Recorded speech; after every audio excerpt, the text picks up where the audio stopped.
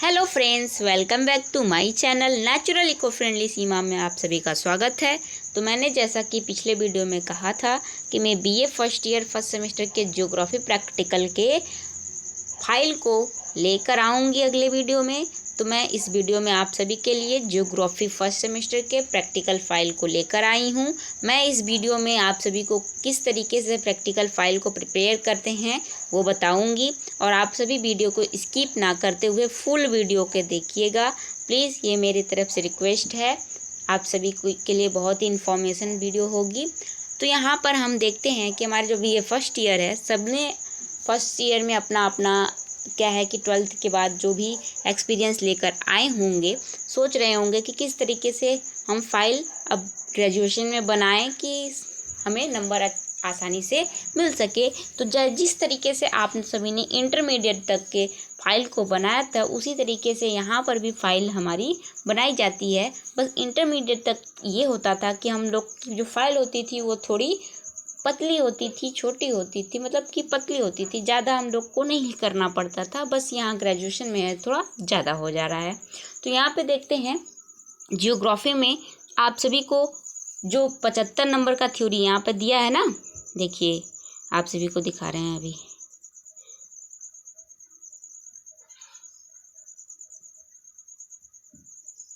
यहाँ जो है ये आप सभी का नंबर दिया हुआ है, मार्क्स दिया गया है टोटल। तो 25 + 75 है। तो 25 मतलब कि आप सभी का 25 में ही फाइल का भी नंबर है, वाइवा का भी नंबर है। जैसे जो आपको वाइवा पूछा जाएगा उसके अगर सवाल जवाब आपने सही दे दिए तो आप सभी को A+ मतलब कि 5 में से 5 पूरा मिल जाएगा, 25 में से 25, 25 में से 24, 23 इतना मिलता है, ठीक। और 75 जो लिखा है, ये 75 का थ्योरी होता है। प्रैक्टिकल वाले ही दिन, वाइवा वाले ही दिन आप सभी का प्रैक्टिकल का एग्ज़ाम भी होता है। 75 नंबर का थ्योरी एग्ज़ाम होता है जिसमें आप सभी को लिखना पड़ता है, ठीक। प्रैक्टिकल ही के सिलेबस से ही क्वेश्चंस आते हैं, प्रैक्टिकल के सिलेबस से ही क्वेश्चन पूछे जाते हैं।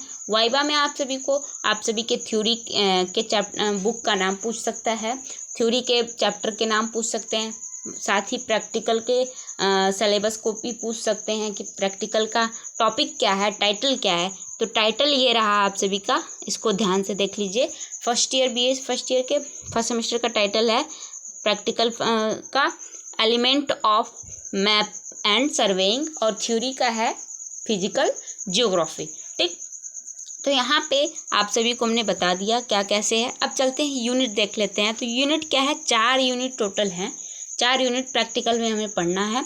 तो पहले में क्या है, cartography, nature and scope, scales, concept and application, geographical construction of plane, comparative, diagonal scale and vernier scale. तो यहाँ पे आप सभी को स्केल के बारे में आप सभी को डिफाइन करना है कि किस किस प्रकार के जो स्केल होते हैं वो कार्टोग्राफी में यूज किए जाते हैं, मानचित्र को दर्शाने के लिए यूज किए जाते हैं, मानचित्र बनाने के लिए, मैप वगैरह के लिए क्या किस स्केल का हम यूज करते हैं। तो यहाँ पर वही स्केल के बारे में हम पढ़ेंगे, मापक क्या होता है, कैसे किस मापक का यूज किस जगह करते हैं, कितने प्रकार के मापक होते हैं, इन सब बारे में जानेंगे।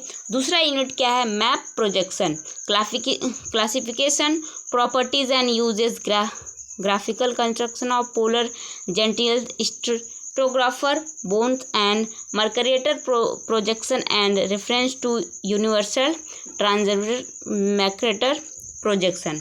तो यहाँ पे ये सभी पढ़ना है। तीसरा यूनिट है topographical map, coverage, scale and topo symbol, interpretation, survey of India, toposheet, representative of landform and bike, slope analysis, Wentworth method, ठीक। तो यहाँ पे जो मैप है उस मैप को हम किस तरीके से बनाएं, ये इंडिया के संदर्भ में बताना है आप सभी को। चौथा यूनिट है basic of surveying, meaning, classification, merit and merit, plane table surveying. अब यहाँ आप सभी को प्लेन टेबल सर्वेइंग के बारे में भी आप सभी को क्या करना है, बताना है। तो ये थे यूनिट आप सभी के, ठीक। तो अब चलते हैं नेक्स्ट देखते हैं। तो यहाँ पे है मानचित्र कला। मानचित्र कला की प्रकृति एवं क्षेत्र क्या क्या होती है ये बताना है। मापक या पैमाना क्या है ये है। मानचित्र का विवर्धन एवं लघुकरण क्या है। मानचित्र प्रक्षेप क्या है ये बताना है। उच्चावच प्रदर्शित करने की विधियाँ क्या होती हैं। समोच्च रेखाओं द्वारा धरातल प्रदर्शन क्या है ये बताना है। स्थलाकृति मानचित्रों का अध्ययन किसके अंतर्गत हम लोग करते हैं। तो ट्रोपोग्राफिकल मैप जो होता है उसी के अंतर्गत हम क्या करेंगे, यहाँ पे आप सभी ये चीज़ें जानेंगे। तो चलते हैं हम अपने फर्स्ट टॉपिक पे चलते हैं। मापक स्केल क्या है, स्केल के बारे में हम जानते हैं।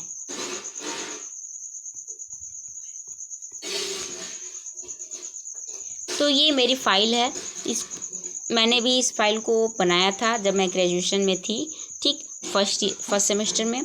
तो उसी के अकॉर्डिंग मैंने यहाँ अपनी जो भी फाइल, मुझे एक्सपीरियंस जो भी मिला उस तरीके से मेरी फ़ाइल ये बनी हुई है, ठीक। तो यहाँ पे जो सर थे उन्होंने हम लोगों को अपने एक्सपीरियंस के अकॉर्डिंग जो है स्टार्टिंग से हम लोग को शुरू से बताया था, समझाया था कि ये ऐसे हम लोग को बनाना है। तो यही 5 टॉपिक जो हैं, इन्हीं 5 टॉपिकों के अंतर्गत हम सभी जानेंगे क्या कैसे बनता है। तो चलते हैं, देखते हैं पहला टॉपिक क्या दिया है, मापक। तो मापक के बारे में आप सभी को जानना है। तो यहाँ मापक जो है स्केल क्या होता है, यह ज्योग्राफी के अकॉर्डिंग स्केल क्या होता है ना, ज्योग्राफी के अनुसार अंतर्गत क्या होता है स्केल, ज्योग्राफी में मापक क्या है। तो मापक क्या है यहाँ पे देखिए ध्यान से, मापक क्या है, ये आपका हेडिंग है, हेडिंग डालेंगे मापक क्या है। तो मापक मानचित्र पर किन्हीं 2 बिंदुओं के बीच की दूरी तथा धरातल पर उन्हीं 2 बिंदुओं के बीच की दूरी के मध्य के अनुपात को मापक कहते हैं। तो ये जो मापक है इसे आप बहुत ही अच्छे से याद कर लीजिएगा, समझ लीजिएगा, क्योंकि ये वाइवा में अक्सर पूछा जाता है और आपके थ्योरी में भी आता रहता है कि मापक क्या है। तो मापक वही होता है जो मानचित्र पर किन्हीं 2 बिंदुओं के बीच की दूरी तथा धरातल पर उन्हीं 2 बिंदुओं के बीच की दूरी के मध्य के अनुपात को मापक कहते हैं।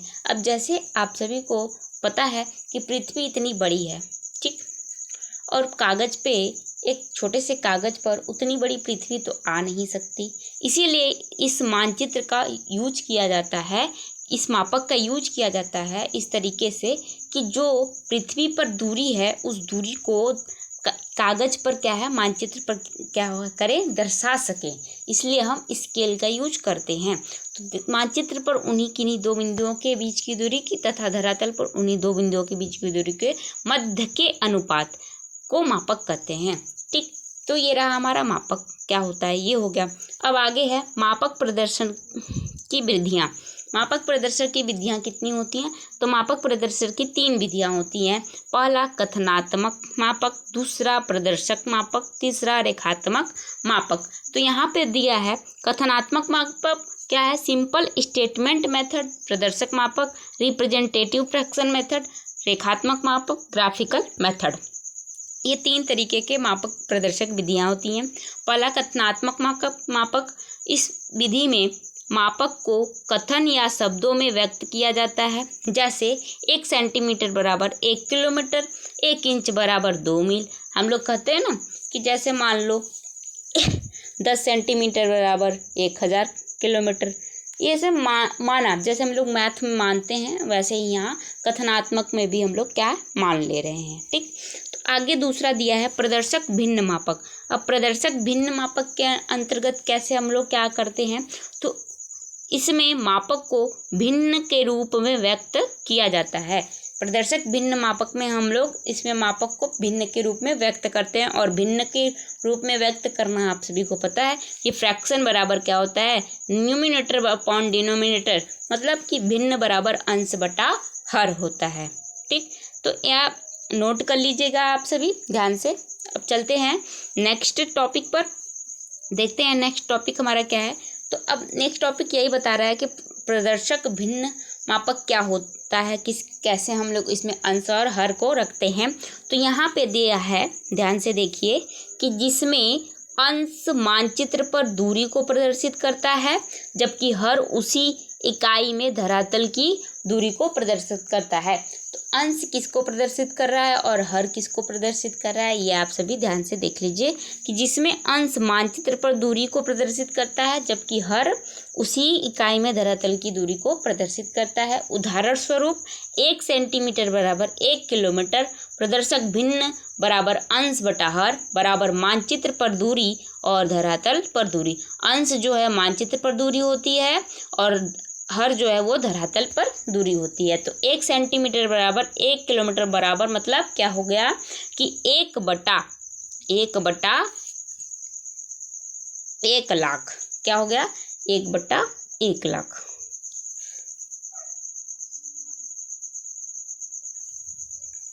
तीसरा है रेखात्मक मापक। तो तीसरे के रेखात्मक मापक में क्या करते हैं, इस विधि में कथनात्मक मापक को रेखा द्वारा प्रदर्शित किया जाता है। तो इस विधि में जो है कथनात्मक मापक को रेखा द्वारा प्रदर्शित करते हैं। तो 1 इंच बराबर 1 मील ये होता है, इसको हम रेखा से प्रदर्शित करते हैं। फिर उसके बाद दिया है मापक के प्रकार। मापक के प्रकार कितने होते हैं, तो मापक के प्रकार जो हैं वो 6 प्रकार यहाँ दिख रहा है। ठीक, तो 6 प्रकार के होते हैं। तो कौन कौन से होते हैं, तो पहला दिया है साधारण मापक सिंपल प्लेन स्केल, दूसरा डायगोनल स्केल कर्ववर्त मापक, तीसरा कंपैरेटिव स्केल तुलनात्मक मापक, चौथा वर्नियर स्केल, पांचवा टाइम स्केल समय मापक और छठा ढाल मापक स्लोप स्केल। तो जैसा कि आप सभी की यूनिट में जो दे रखा था कि स्केल के टाइप्स कौन कौन से हैं, तो प्लेन स्केल पढ़ना था, डायगोनल स्केल पढ़ना था, कंपैरेटिव स्केल पढ़ना था, वर्नियर स्केल पढ़ना था, टाइम स्केल, स्लोप स्केल, ये सब क्या है मापक के प्रकार हैं और इन मापकों को हमें पढ़ना है। आगे चलते हैं, इन मापकों के बारे में देखते हैं क्या बता रहा है। तो पहला दिया है साधारण मापक सिंपल स्केल या प्लेन स्केल इसको बोलते हैं। तो वह मापक जिसमें इकाई के 10वें स्थान पर अथवा दशमलव के एक स्थान के दूरी को पढ़ा जा सके साधारण मापक कहते हैं। वह मापक जिसमें इकाई के 10वें स्थान अथवा दशमलव के एक स्थान की दूरी को पढ़ा जा सके साधारण मापक कहते हैं। दूसरा है कर्ववर्त मापक। वह मापक जिसमें इकाई के 100वें अथवा दशमलव के 2 स्थान तक की दूरी को पढ़ा जाता है कर्ववर्त मापक कहते हैं। इसे विकर्ण के सहायता से छोटे भागों में उपभागों में बांटते हैं। तीसरा है तुलनात्मक मापक। तुलनात्मक मापक में क्या बोल रहा है, इस मापक में एक ही प्रदर्शक भिन्न के आधार पर 2 मापनियों की आपस में तुलना की जाती है।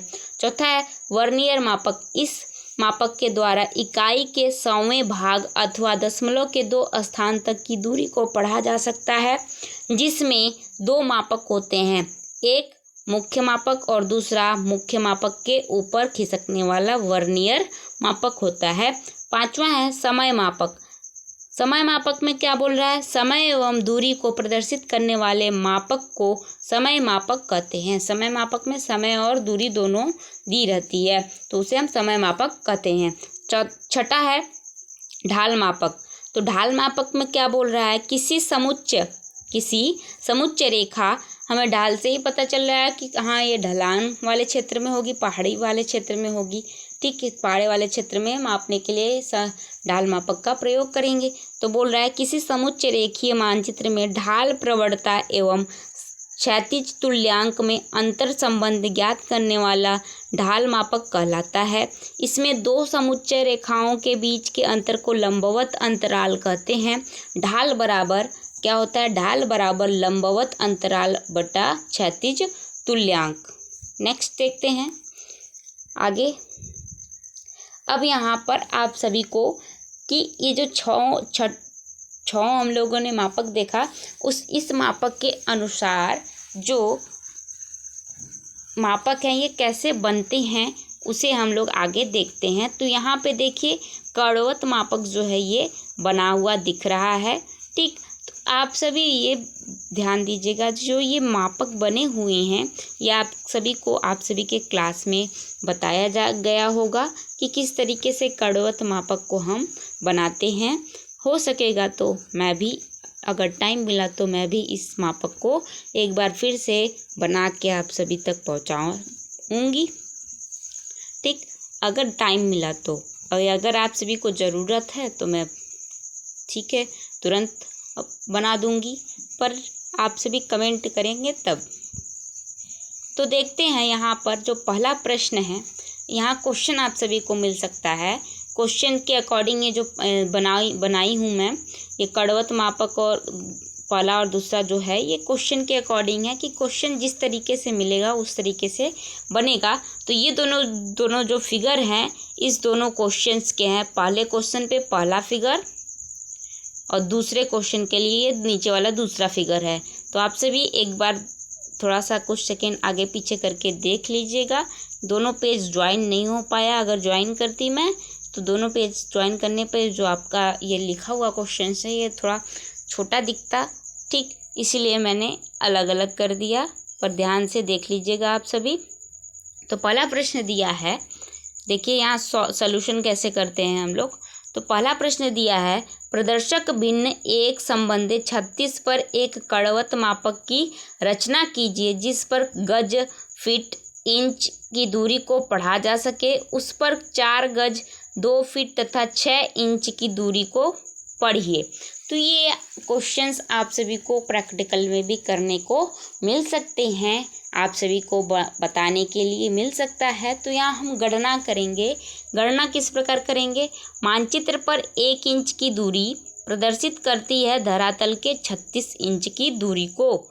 तो देखिए ये जो संबंध दिया है ना, राइट साइड का जो नंबर है वो धरातल की दूरी को प्रदर्शित करता है और लेफ्ट साइड का जो नंबर है वो मानचित्र की दूरी को प्रदर्शित करता है। ये ध्यान रखिएगा हमेशा। चूँकि मानचित्र पर 6 इंच की दूरी प्रदर्शित है करेगी तो धरातल पर बराबर 6 × 36/36। ठीक, तो अब यहाँ पे हमारा कितना आ गया? कट करने पर 6 गज आ गया। कितना आ गया? 6 गज आ गया। ठीक, तो अब इसके अकॉर्डिंग हम क्या करेंगे, यहाँ पर ये जो हमारा कड़वत मापक है ये बना लेंगे। ठीक, तो यहाँ पर दिए रखा है कि 4 गज 2 फीट तथा 6 इंच के अकॉर्डिंग हमें यहाँ बनाना है। इसके अकॉर्डिंग यहाँ आप सही बना लीजिएगा। दूसरा प्रश्न देखते हैं। और हाँ, ये जो बना हुआ है ये बस ऐसे ही देख कर नहीं बनाना है, इसमें आप सभी को स्केल यूज करना है। स्केल के अकॉर्डिंग मेजरमेंट करके माप जोक के इसको बनाना है, ये नहीं कि बस ऐसे देखा फिगर और बना लिया झट से। ठीक, दूसरा प्रश्न है दे रखा है कि प्रदर्शक भिन्न एक संबंध 50 पर एक कड़वत मापक की रचना कीजिए जिसमें मीटर, डेसीमीटर एवं सेंटीमीटर की दूरी पढ़ी जा सके।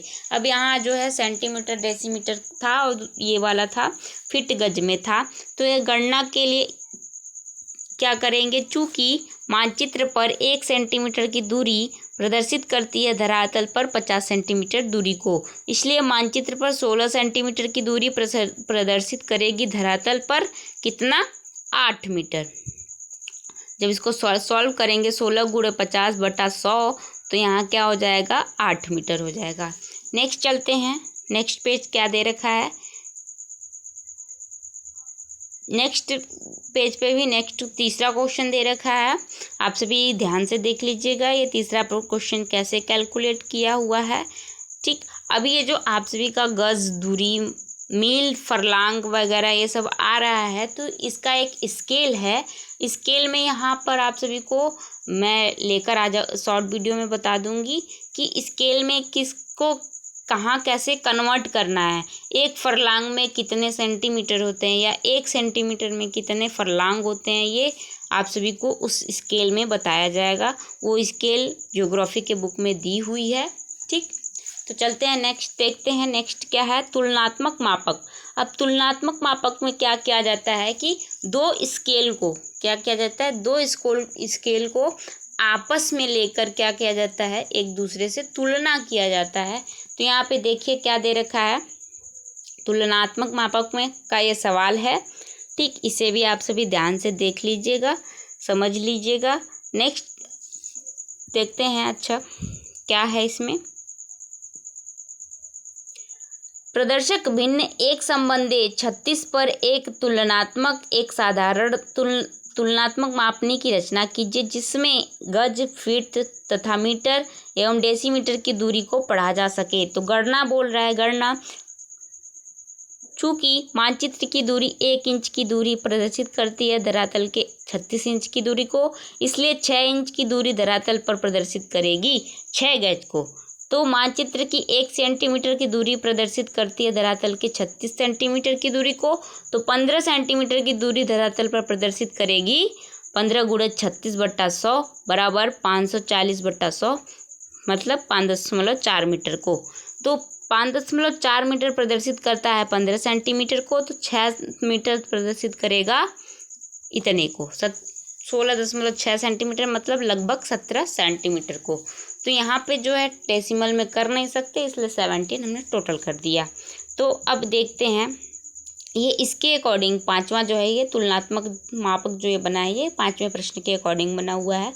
ठीक, अब देखते हैं वर्नियर मापक। अब वर्नियर मापक में कैसे करना है, यहाँ पे ये सवाल के अकॉर्डिंग बना हुआ है। तो दिया है, छठा प्रश्न क्या दे रखा है कि एक वर्नियर मापक की रचना कीजिए जिसमें 1 सेंटीमीटर के 20वां भाग को पढ़ा जा सके तथा मुख्य मापनी सेंटीमीटर एवं आधा सेंटीमीटर में विभाजित हो। उस मापनी पर 8.75 सेंटीमीटर की दूरी को पढ़िए। तो गणना अल्पतमांक, ये वर्नियर मापक का फॉर्मूला है। गणना करते समय अल्पतमांक बराबर मुख्य पैमाने के एक भाग का मान बटे वर्नियर पर बने भागों की संख्या। तो 1/20 बराबर 0.5, ये यहाँ सेंटीमीटर बोला। ठीक, मुख्य मापनी से। तो बटा x जो है वर्नियर पर बने भागों की संख्या हमें नहीं पता, बाकी ये हमें पता है। ठीक, तो x बराबर गुणा कर लेंगे तो 10 आ जाएगा सॉल्यूशन करने के बाद। नेक्स्ट देखते हैं, यहाँ पे ये हमारा इस तरीके से वर्नियर मापक बना हुआ है। अब आते हैं मानचित्र प्रक्षेप। तो मानचित्र प्रक्षेप को हम कैसे लिखेंगे, तो मानचित्र प्रक्षेप में दे रखा है कि ग्लोब पर अक्षांश एवं देशांतर रेखाओं के जाल को प्रदर्शित करने की विधि को मानचित्र प्रक्षेप कहते हैं। ये बहुत ही इजी है, आप सभी ने ग्लोब तो देखा ही होगा। ग्लोब पर जो काल्पनिक रेखाएं खींची हुई होती हैं ऊपर से नीचे, दाएं से बाएं, ये दाएं से बाएं जो होती हैं, दाएं से बाएं जो होती हैं ये अक्षांश होती हैं, और ऊपर से नीचे जो होती हैं ये हमारी देशांतर रेखाएं होती हैं। ग्लोब पर जो काल्पनिक रेखाएं बनी हुई होती हैं, तो उन्हीं को हम मानचित्र प्रक्षेप के अकॉर्डिंग हम उन्हीं को अपने प्रक्षेप पर बनाते हैं। ठीक, मानचित्र पर बनाते हैं। तो मानचित्र प्रक्षेप के प्रकार क्या है, कितने होते हैं, तो पहला है प्रकाश स्रोत के आधार पर क्या होता है, कितने होते हैं, आदर्श प्रक्षेप, संदर्भ प्रक्षेप। दूसरा है गुण के आधार पर प्रक्षेप, यथाकृति प्रक्षेप, शुद्ध क्षेत्रफल प्रक्षेप, शुद्ध दिशा प्रक्षेप। ठीक, तीसरा है रचना के आधार पर। तो रचना के आधार पर शंक्वाकार प्रक्षेप, बेलनाकार प्रक्षेप, खमध्य प्रक्षेप, बोन प्रक्षेप, मर्करेटर प्रक्षेप, त्रिभुमी ध्रुवी खमध्य प्रक्षेप। मतलब इन सबका जो ये शंक्वाकार प्रक्षेप ये बोन प्रक्षेप के अंतर्गत आता है, बेलनाकार प्रक्षेप मर्करेटर प्रक्षेप के अंतर्गत आता है, खमध्य प्रक्षेप त्रिभुम ध्रुवी खमध्य प्रक्षेप के अंतर्गत आता है। तो ये आप सभी एक बार स्क्रीनशॉट ले लीजिएगा आप सभी, अगर आप सभी को करना हो तो। ये मैप प्रोजेक्शन के अंतर्गत ये सारे टॉपिक्स आते हैं। हमें रचना के आधार पर जो प्रक्षेप बनते हैं उन्हें पढ़ना है, यहाँ जानना है कि कौन सा किस तरीके से बनता है। तो मर्करेटर प्रक्षेप ये रहा आप सभी का, इस तरीके से बनता है मर्करेटर प्रक्षेप। ठीक, कि एक मैप पे स्थिति, अगर किसी देश की स्थिति दर्शानी हो, किसी भी वस्तु की स्थिति दर्शानी हो, तो किस तरीके से हम इस मर्करेटर पर दर्शाएंगे, डिग्री के अनुसार, अक्षांश देशांतर के अनुसार किसी देश या किसी स्थान की स्थिति को बतानी हो तो इस मर्करेटर प्रक्षेप का प्रयोग करते हैं। आगे चलते हैं, मर्करेटर प्रक्षेप यहाँ पे दे रखा है कि किस तरीके से हम यूज करेंगे क्वेश्चन के साथ। तो बोल रहा है प्रदर्शक भिन्न एक संबंधे 3 करोड़ 30 इकाई दहाई सैकड़ा हजार 10,000 लाख 10 लाख करोड़ 30 करोड़ पर संसार के लिए मर्केटर प्रक्षेप की रचना कीजिए जिसमें प्रक्षेपांतर 20 डिग्री का हो। तो यहाँ गणना बोल रहा है लघुकृत पृथ्वी की त्रिज्या। तो पृथ्वी की त्रिज्या क्या बोल रहा है, लघुकृत कितनी है, 635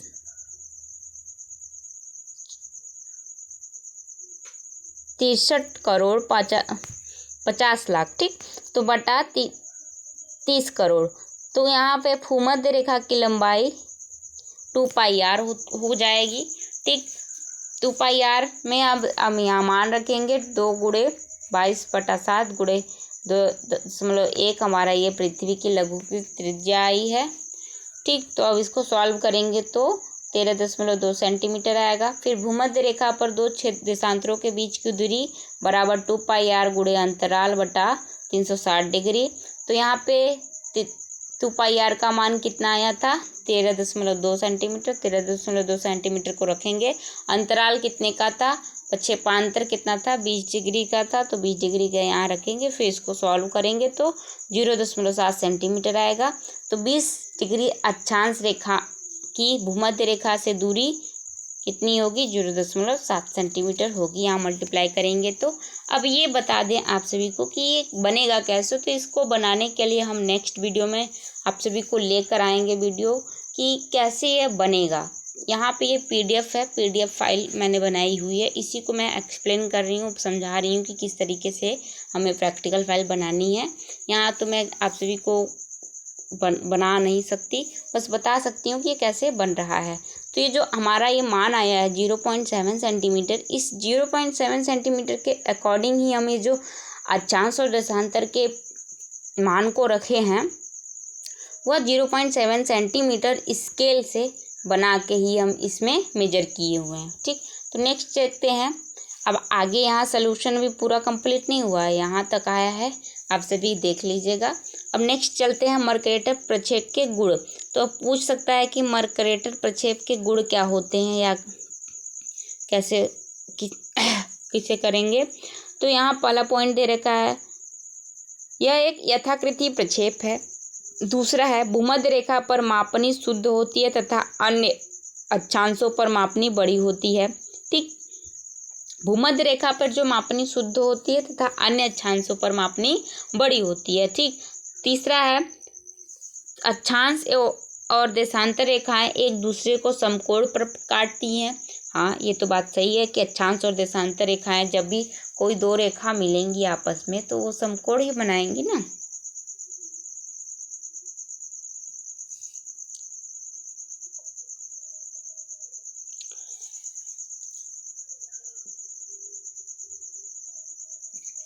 चौथा है मर्केटर चार्ट पर किसी सरल रेखा का देशांतर एवं अक्षांश रेखा के साथ बनने वाली कोण नियत होता है।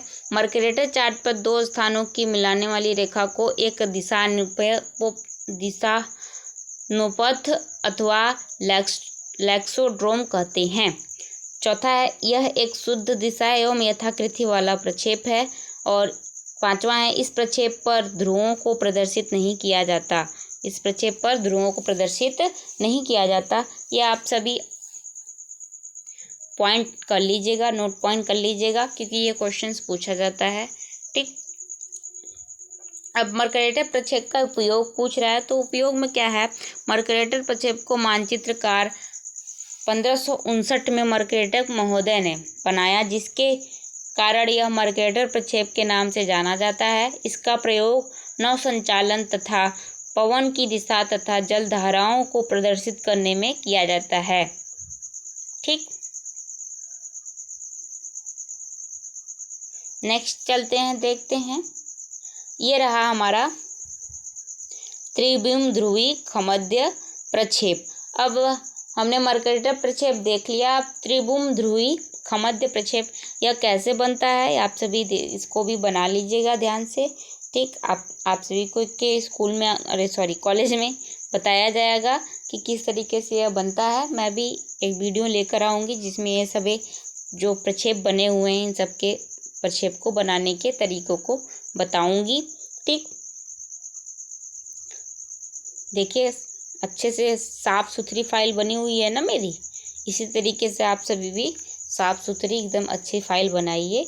हाँ, ये है कि फाइल को जो एग्ज़ामिनर होता है वो देखता है, उसी के अनुसार फाइल में देता है। आप भले ही ये सोचते होंगे कि अरे फाइल है फेंक दी जाएगी बाद में ऐसे वैसे, तो फाइल को तो बनाना है ही, मजबूरी है ही आप सभी की, उसको बनाना तो पड़ेगा ही। तो बना रहे हैं तो थोड़ा जो भी काम करे उसे थोड़ा ढंग से कर ले। तो ये साफ़ सुथरी फाइल मेरी बनी हुई है। देखिए कि फिगर जो है वो कितने अच्छे से बने हुए हैं। यहाँ कंप्लीट एकदम समझ आ रहे हैं कि क्या कैसे यहाँ हुआ है। राइटिंग भी एकदम अच्छी है, सीधी सादी है। ठीक, अब यहाँ मर्करेटर प्रक्षेप की विशेषताएं बता रहा है। तो यह एक यथाकृति प्रक्षेप है, केंद्र से सभी ओर दिशा शुद्ध होती है। इस प्रक्षेप पर भूमध्य रेखा को प्रदर्शित किया जा सकता है। तो ये आप सभी का दूसरा क्वेश्चन था, मर्करेटर प्रक्षेप त्रिभुम ध्रुवी का मध्य प्रक्षेप से। तो ये क्वेश्चन के अकॉर्डिंग यहाँ ये बना हुआ है। ठीक, नेक्स्ट चलते हैं बोन प्रक्षेप। यह आ गया बोन प्रक्षेप, शंक्वाकार प्रक्षेप जो था बोन प्रक्षेप। तो ये बोन प्रक्षेप भी क्वेश्चन के अनुसार बना हुआ है। ये क्वेश्चन आप सभी देख लीजिएगा फटाफट। अब चलते हैं, नहीं ज़्यादा लंबी वीडियो बन जाएगी। अब इस बोन प्रक्षेप का विशेषताएं दिया है। समस्त अक्षांश एवं मानक देशांतर पर मापनी शुद्ध होती है। दूसरा, यह सम क्षेत्रफल प्रक्षेप है क्योंकि समस्त अक्षांश पर मापनी शुद्ध होती है। तीसरा, इस प्रक्षेप पर केवल एक गोलार्ध को दर्शाया जा सकता है। अब देखिए परंपरागत चिन्ह आ गया, इसे भी आप सभी को याद करना होता है क्योंकि मैप बनाते समय जब कार्टोग्राफी करते हैं तो मैप बनाते समय हम लोग क्या ध्यान देते हैं कि कहाँ तालाब है, कहाँ नदी है, कहाँ झरने हैं, कहाँ पहाड़ है, कहाँ पर्वत है, कहाँ मैदान है, कहाँ मंदिर है, कहाँ मस्जिद है। ठीक, ये सभी आप सभी जब गूगल मैप का यूज करते हैं तो आप सभी ने देखा होगा कि ऐसे सिंबल्स जो है हमें बने हुए दिखाई देते हैं या मिलते हैं, है ना। कि इन सिंबलों से हमें क्या पता चलता है कि हाँ हम इस स्थान पे ये चीज़ है। अब हम एक छोटे से मैप में उस स्थान का नाम तो नहीं लिख सकते, अब उस स्थान पे बता तो नहीं सकते, तो उसके लिए हम छोटे से छोटे चीज़ को यूज करते हैं। और छोटे से छोटा चीज़ क्या होता है, एक छोटा सा सिंबल होता है और उसी सिंबल से हमें बहुत सारी जानकारी मिल जाती है। तो यहाँ ये सिंबल बना हुआ है परंपरागत चिन्ह। आप सभी ने ध्यान दिया होगा कि रोड वगैरह पे आप सभी का बना हुआ मिलता है ऐसा चिन्ह। गूगल मैप पे तो बहुत ज़्यादा बना हुआ रहता है कि क्या कहाँ कैसी स्थिति है। तो अब चलते हैं, देखते हैं स्थलाकृति मानचित्र कैसे बनाते हैं। तो स्थलाकृति मानचित्र में वह मानचित्र जिसमें किसी क्षेत्र के भौतिक एवं सांस्कृतिक भू दृश्यों का निरूपण परंपरागत चिन्हों द्वारा होता है उसे स्थलाकृत मानचित्र या भूपत्रक मानचित्र कहते हैं। स्थलाकृत मानचित्र को भूपत्रक मानचित्र भी कहा जाता है। अब परंपरागत चिन्ह क्या है? स्थलाकृत मानचित्र में भौतिक एवं सांस्कृतिक लक्षणों को भिन्न भिन्न संकेतों द्वारा दर्शा सकते हैं। इन संकेतों को परंपरागत चिन्हों अथवा रूढ़ चिन्ह कहते हैं। इन चिन्हों को हम क्या कहते हैं? परंपरागत चिन्ह या रूढ़ चिन्ह कहते हैं। अब स्थलाकृति मानचित्र के प्रकार, तो प्रकार क्या है? तो स्थलाकृत मानचित्र मापनी के आधार पर 3 प्रकार होते हैं। पहला 1/4 इंच भूपत्रक मानचित्र, दूसरा आधा इंच भूपत्रक मानचित्र, तीसरा 1 इंच भूपत्रक मानचित्र। पहला है 1/4 इंच भूपत्रक मानचित्र। क्या होता है? इस मानचित्र को डिग्री मानचित्र भी कहते हैं। इसका मापक 1 इंच बराबर 4 मील होता है। इस मानचित्र को 16 भागों में बांटने पर प्रत्येक भाग 1 अक्षांश गुण 1 देशांतर क्षेत्र को व्यक्त करता है।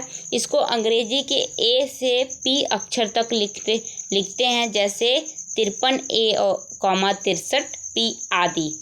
ठीक, नेक्स्ट देखते हैं आधा इंच भूपत्रक मानचित्र क्या होता है? इसकी मापनी 1 इंच बराबर 2 मील होती है। इसकी आधा डिग्री भूपत्रक मानचित्र भी कहते हैं। इस विस्तार को 1/2 डिग्री अक्षांश गुणे 1/2 मतलब आधा डिग्री देशांतर होता है, जैसे 53p/NE। तो तीसरा है 1 इंच भूपत्रक मानचित्र किसे कहेंगे? इसकी मापनी 1 इंच बराबर 1 मील होती है। इसका विस्तार 15 मिनट अक्षांश एवं 15 मीटर देशांतर होता है, जैसे 53p/1। ठीक, नेक्स्ट देखते हैं। अब ये धरातल पत्रक सूचकांक 63K/12 या मिर्ज़ापुर पत्रक है। ये मिर्ज़ापुर का मानचित्र बना हुआ है कि मिर्ज़ापुर में क्या कैसे है।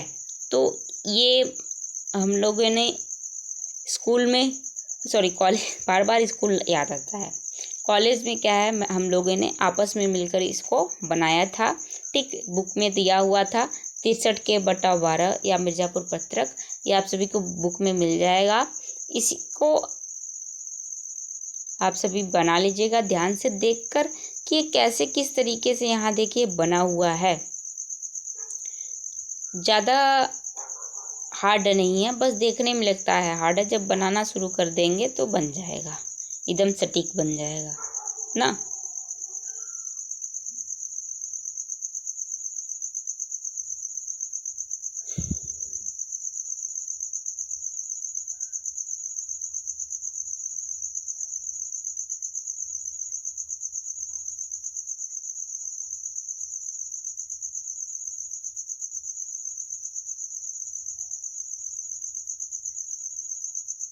ठीक, नेक्स्ट देखते हैं। नेक्स्ट में क्या दे रखा है? धरातल पत्रक सूचकांक 63K या मिर्ज़ापुर पत्रक में कैसी क्या क्या सूचनाएं दी हुई हैं। ये मिर्ज़ापुर पत्रक के बारे में बताया गया है कि मिर्ज़ापुर में क्या क्या कैसी स्थितियां हैं, क्या कैसे धरातल विस्तार है। तो यहाँ पहला प्रारंभिक सूचना, उच्चावच, अफवाह तंत्र, वनस्पति, मानव बस्तियाँ, परिवहन के साधन, सिंचाई के साधन, मानव उद्यम, ये सभी क्या है मिर्ज़ापुर के पत्रक में दर्शाए गए हैं यहाँ पर। तो इन्हीं सब के बारे में यहाँ बताया गया है कि प्रारंभिक सूचना में हम क्या बताएंगे, फिर धरातलीय लक्षण या उच्चावच में क्या बताएंगे। तो ये सभी पॉइंट नोट कर लीजिएगा। ठीक, एक एक पेज आप सभी देख लीजिएगा ध्यान से, स्क्रीनशॉट लेना है तो ले लीजिएगा। यहाँ पे बस्तियाँ जो है, ग्रामीण बस्तियाँ, नगरीय बस्तियाँ कैसे बसाई गई हैं, कैसे क्या फैलाव हुआ है, विस्तार हुआ है इन सभी का, इन बस्तियों में कौन कैसे रहता है, कौन सी जाति रहती है, कौन सी जनजाति रहती है, ये सारी जानकारी यहाँ दी हुई है। नेक्स्ट चलते हैं। परिवहन के साधन बताए गए हैं कि रेल मार्ग कैसा है, सड़कें कैसी हुई हैं। ठीक, अब भूमि का उपयोग, मानव उद्यम कैसे वहाँ पर हो रहा है, क्या कैसे क्या किया जाता है, ये सारी चीज़ें बताई हुई हैं। तो आप सभी देख लीजिएगा। अब आते हैं हम अपने लास्ट यूनिट पर, सर्वेक्षण ना। सर्वेक्षण प्लेन टेबल माध्यम से हम लोग जो है सर्वेक्षण करेंगे। ये आप सभी के कॉलेज में सर्वे कराया जाएगा। आप सभी को कहीं एक स्थान पर ले जाया जाएगा जहाँ पे हर एक चीज़ उपलब्ध होंगी, उनकी बीच की दूरी आपस में मेजर कराई जाएंगी प्लेन टेबल माध्यम से। प्लेन टेबल एक इंस्ट्रूमेंट है, जियोग्राफिकल इंस्ट्रूमेंट है, जिसके अनुसार हम किसी भी वस्तु की सही दिशा और सही दूरी को मेजर कर सकते हैं। कि हमारी जो, जैसे हम यहाँ बैठे हुए हैं, अब आप एक रूम में बैठे हुए हैं, उस रूम में पढ़ाई कर रहे हैं, तो अब उस रूम से आपके बाहर आंगन में एक चेयर रखी हुई है, तो उस चेयर और आपकी स्थिति कैसी है, कहाँ कितनी दूरी है और किस एंगल पर है, ये प्लेन टेबल सर्वेक्षण में आप सभी को उस सर्वे से आप सभी का सही डायरेक्शन, सही एंगल और सही दूरी पता चल जाती है इस सर्वेक्षण से। तो अब इस सर्वेक्षण में क्या कैसे होता है देख लेते हैं। तो सर्वेक्षण वह कला है जिसमें सर्वेक्षण उपकरणों की सहायता से धरातल पर मापी गई क्षैतिज दूरी एवं ऊंचाइयों को परंपरागत चिन्हों द्वारा उचित मापनी पर मानचित्र के रूप में प्रदर्शित किया जाता है। सर्वेक्षण में 3 कार्य होते हैं। पहला कार्य क्षेत्र अध्ययन। सर्वेक्षण उपकरणों की सहायता से क्षेत्र में निश्चित किए गए बिंदुओं के बीच की क्षैतिज दूरियों, कोणों, दिशाओं एवं ऊंचाइयों को माप कर क्षेत्र पुस्तिका में लिखा जाता है। दूसरा मानचित्रण। ये सर्वेक्षण कैसे कार्य करते हैं। दूसरा है मानचित्रण। क्षेत्र पुस्तिका में लिखी गई मापों को मानचित्र कला के नियमों के अनुसार आलेखित करके क्षेत्र का मानचित्र बनाया जाता है। तीसरा अभिकलन। इसमें स्थितियों, क्षेत्रफलों एवं आयतनों को ज्ञात करने हेतु गणना करते हैं। ठीक। अब सर्वेक्षण का वर्गीकरण। अब सर्वे का वर्गीकरण करना है, तो सर्वे का वर्गीकरण में देखते हैं। प्रयुक्त उपकरणों के आधार पर सर्वेक्षण निम्नलिखित प्रकार के होते हैं। पहला जरीब एवं फीता सर्वेक्षण, दूसरा प्लेन टेबल सर्वेक्षण, तीसरा प्रिज्मेटिक कंपास सर्वेक्षण, चौथा सेक्सटेंट सर्वेक्षण, पांचवा डंपी लेवल सर्वेक्षण, छठा भारतीय नती मापी सर्वेक्षण, सातवां हवाई सर्वेक्षण, आठवां थियोडोलाइट सर्वेक्षण। तो इसमें से आप सभी को फर्स्ट सेमेस्टर में जो है प्लेन टेबल सर्वेक्षण को पढ़ना है फर्स्ट सेमेस्टर में।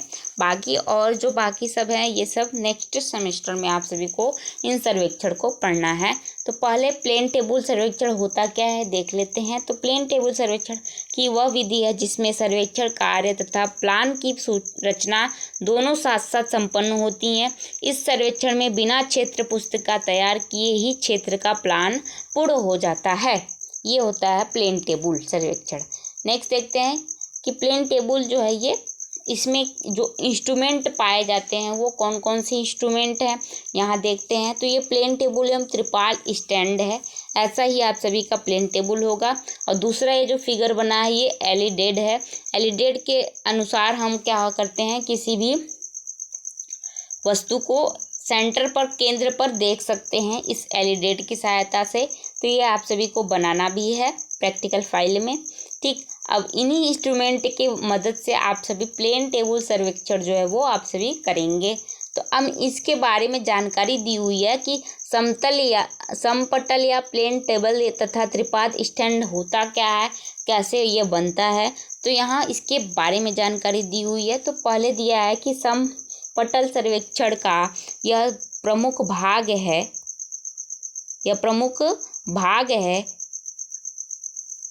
इसके दो भाग होते हैं। पहला भाग समपटल या प्लेन टेबल, दूसरा त्रिपाद स्टैंड होता है। समपटल या आरेख पट्ट या ड्राइंग बोर्ड 2 सेंटीमीटर मोटाई का एक सुसंशोधित तख्ता होता है जो प्रायः चीड़, देवदार या सागौन की लकड़ी का बना होता है। यह बोर्ड 36 × 25 सेंटीमीटर से लेकर 75 × 60 सेंटीमीटर आकार का होता है।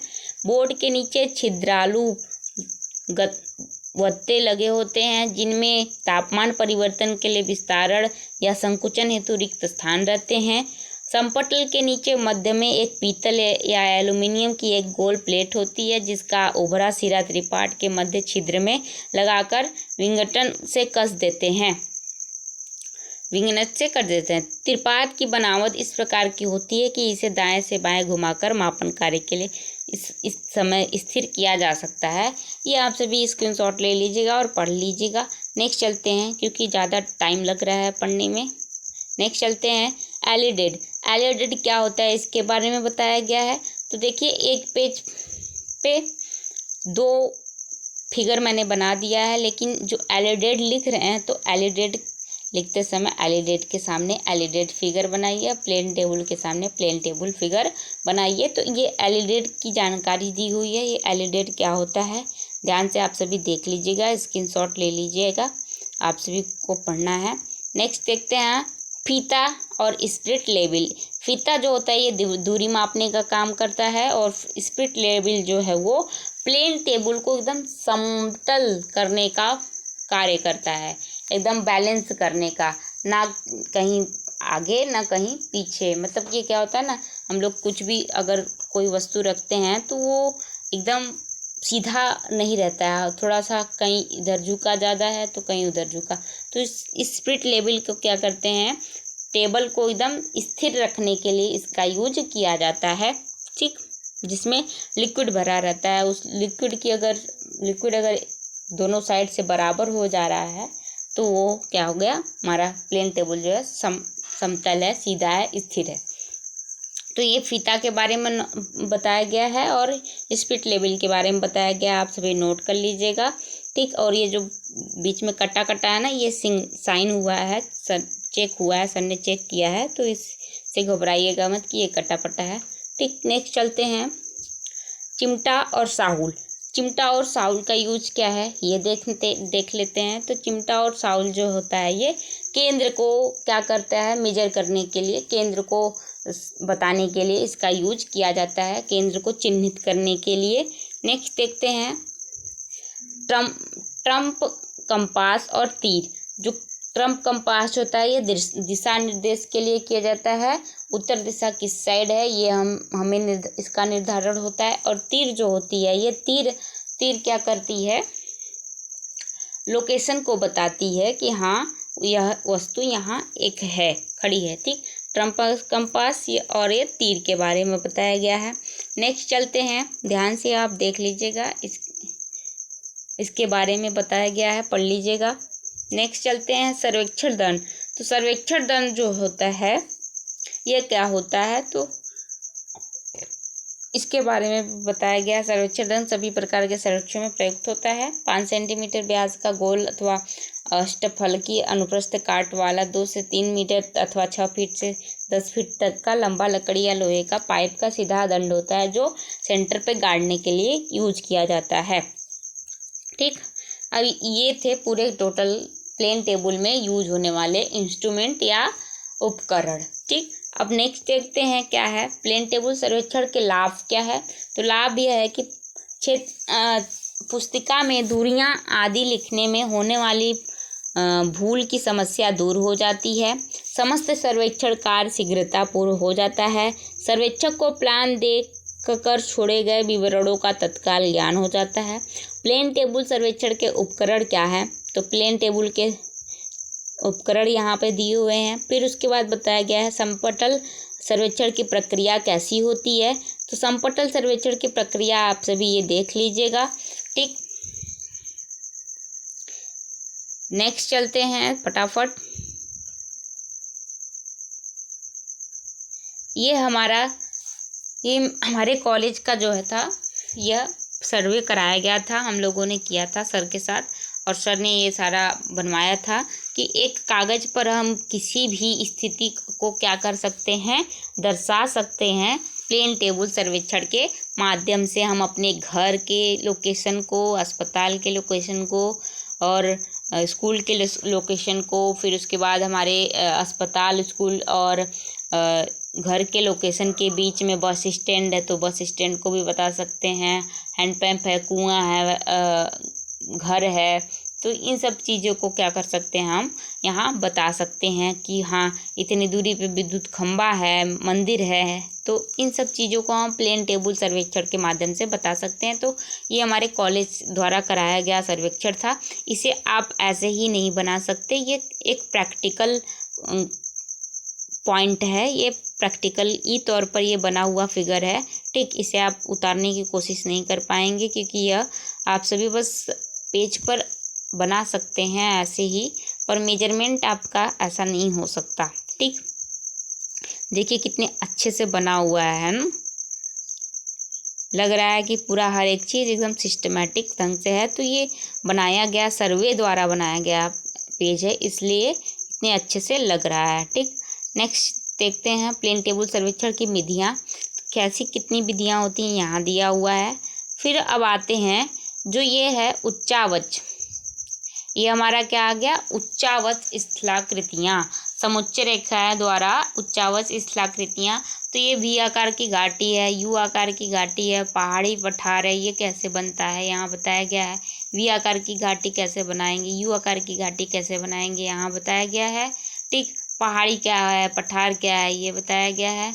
नेक्स्ट है जलप्रपात, सैंडिल, कगार, क्लिफ, ये वगैरह आप सभी के यूनिट में दिया हुआ है। आप सभी ध्यान से देख लीजिएगा कि जलप्रपात क्या है, सैंडिल या काठी क्या है ना, कैसे बनती है, ये आकृतियाँ कैसे बनती हैं, समुच्च रेखाओं द्वारा कैसे ये आकृतियाँ बनाई जाती हैं, पहाड़ों में बनी दिखाई देती हैं।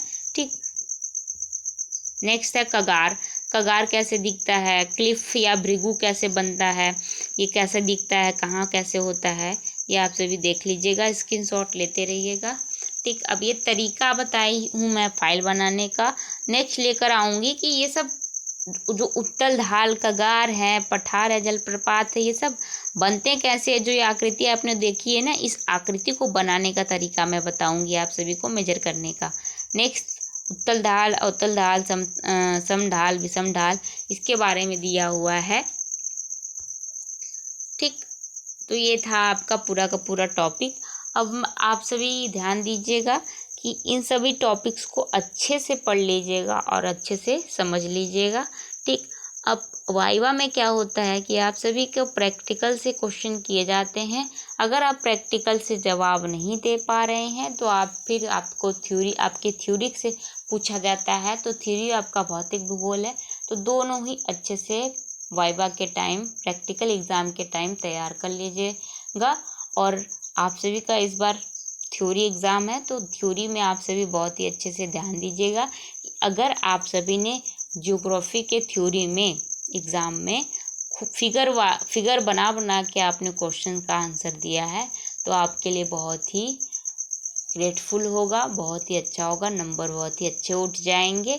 ठीक, क्योंकि आप सभी को जब कहीं अगर पूछ दिया पवनों की गति के बारे में, ठीक, तो आप सभी पवन की गति के बारे में आपने समुच्च रेखाओं द्वारा वो बना के बता दिया, तो वो बहुत ही अच्छा है। फिर आप सभी को पूछ दिया भूकंप, तो भूकंप में आपने भूकंप का अधिकेंद्र क्या होता है, केंद्र कैसा कहाँ होता है, एस धारा का कैसे आती है जाती है, तो ये आप सभी का फिर भूकंप के अनुसार हो गया। तो जो भी है उसे आप सभी फिगर के अकॉर्डिंग दर्शाते हुए बनाते जाएंगे, तो आप सभी का नंबर अच्छा उठता है। ज्योग्राफी यही कहता है। और जियोग्राफी एक साइंस सब्जेक्ट है, आप सभी इसको साइंस के तरीके से पढ़ा करिएगा। ठीक, तो मिलते हैं अपने नेक्स्ट वीडियो में। अब ये आप सभी का फाइल था। इस फाइल में जितने भी टॉपिक्स हैं उसे मैं फिर से एक बार अलग अलग करके, जैसे पहाड़ी कैसे बनता है इसका एक अलग वीडियो लेकर आऊँगी, पठार कैसे बनता है इसका एक अलग वीडियो लेकर आऊँगी। ठीक, तो मिलते हैं नेक्स्ट वीडियो में, तब तक के लिए धन्यवाद। आएंगे लेकर नए वीडियो।